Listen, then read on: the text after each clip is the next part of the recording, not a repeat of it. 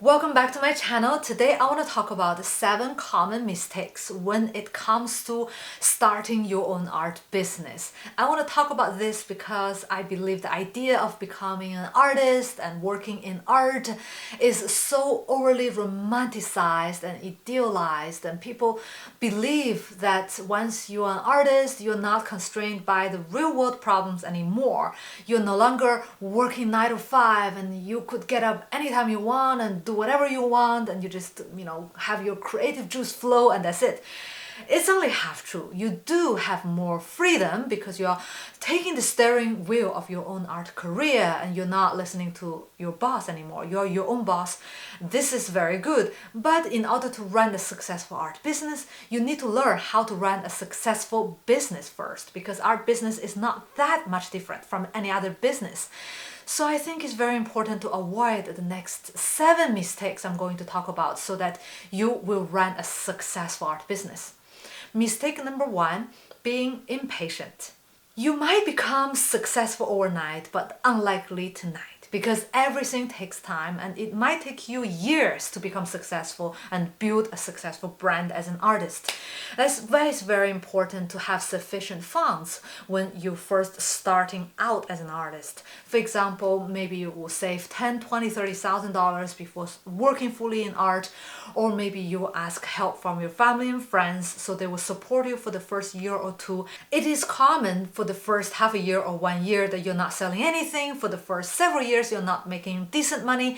It is all kind of normal. So it's very important to work consistently and being patient and just keep crunching the hours until you make it and get enough funds and resources in advance, planned well before starting out.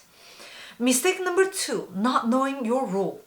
When you start your own art business, you are your own business owner. You are a creative entrepreneur. You are your own PR manager. You are your own brand ambassador, and you are an artist as well. It's very important to be able to juggle between the rules, navigate in different spaces, and fulfill different tasks, responsibilities, and expectations.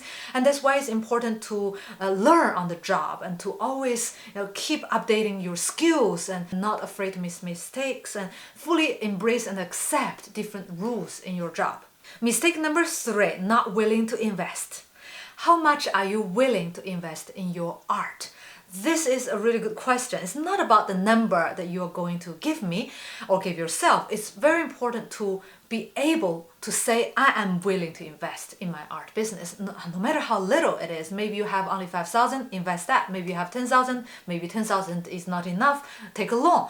It's very important to show others that you are serious about your art business, your art career, and you are committed to it.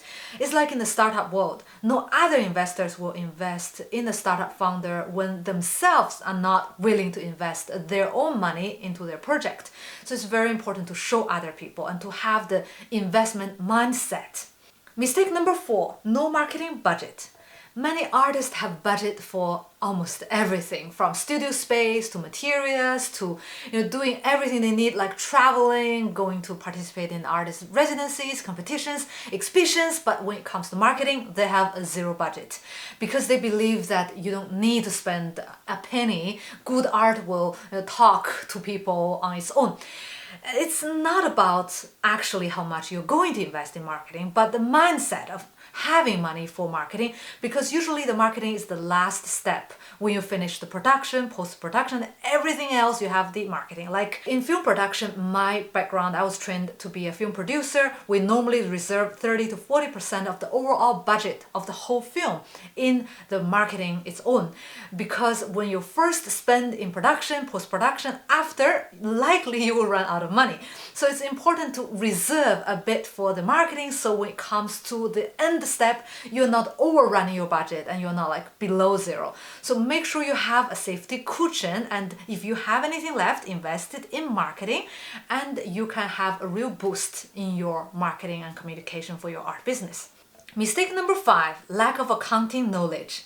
Initially, I want to talk about not declaring your taxes right, but I don't want to give this connotation like if I'm accusing you of not paying taxes. I'm not saying about not paying, but paying it right, to optimizing the way you declare your taxes.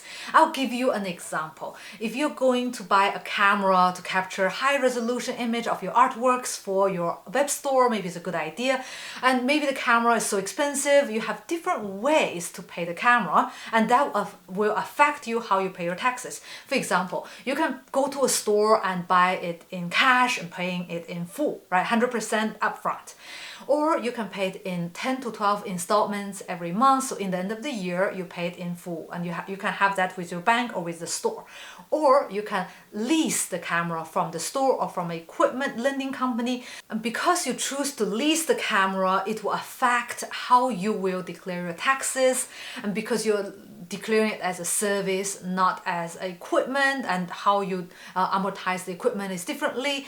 And it's all depending on what you want to do with your declaration. Maybe you need to take a loan next year, you want to declare more taxes, and maybe you want to save on the cash flow, you want to declare less. I'm not just saying declaring less straight away, but the way you manage, the way you purchase equipment, licensing and everything will affect, and you have to know all this framework of tax declaration in order to optimize your cash flow and to have a successful business running, if you know what I'm talking about. Mistake number 6, doing it alone. When you are in the art school, maybe you're working alone. When you are starting out as an individual artist, you're doing it alone, but doesn't mean that you could do it alone until the end. If you want to have a successful art career, art business, you need to get help. And this could be freelancers, could be a dedicated team, could be working with other companies, and could be working with your family and friends. And you do need to plan out because you will need the help. Maybe you need a specialized content to work with you to optimize your tax payment, and maybe you need a production manager, maybe you need a social media manager. Because you have only 24 hours a day, obviously you need to have the energy and time to create art in the end of the day, so you need to get other people on board to help you and to make it successful. Last but not the least, mistake number 7, undermining the matrix. Imagine if you're traveling in an unknown territory and you're not sure which way to go and you want to arrive in a certain destination. You might need a map or a GPS. Which one to choose? I guess you will choose a GPS because it will give you the up-to-date information and it will lead you to go to where you want to go the fastest possible. And this is why you need to listen to the matrix. And nowadays on the internet, you can have so many free tools like Keyword Everywhere. Well, by the way, it's not free anymore, but you can have many different tools on the internet to get information for free, so you know the trends in the art world, the trends in the e-commerce world, technology. You know that what kind of people are visiting your website, so you can serve your customers better, and you can know which kind of artworks are selling better than others, and you can choose to make more of those kind of artworks, or you can choose not to, but at least you know what to expect in the end of the month or the year, because you have the data projection to help you navigate the uncharted space. So it's very important to listen to the data and to know what to do with it. And that's why I'm making this video, 7 mistakes to avoid as an artist when you're starting your art business, because I realized that according to the data, that if I make a negative bias videos like what not to do, mistakes to avoid, and deadly mistakes, and if I make a list like 7, 8, 10, 12, 20, it's even better. So I would triple or quadruple the views and the reach of my audience. Because I do this, I will have a lot more success, and if you're listening to this video, it means that my strategy has worked. And you see, it's all depending on the data. Of course, I can choose not to use the data, but I know that I will get half or 1/3 of the views and the reach I would have got using certain techniques and strategies and using what the data tells me to do. And it's my choice, it's a conscious choice.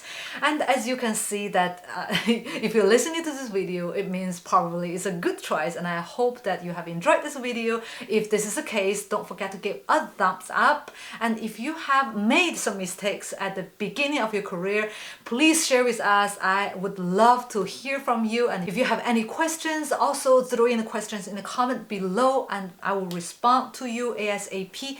Thank you very much for listening and see you next time.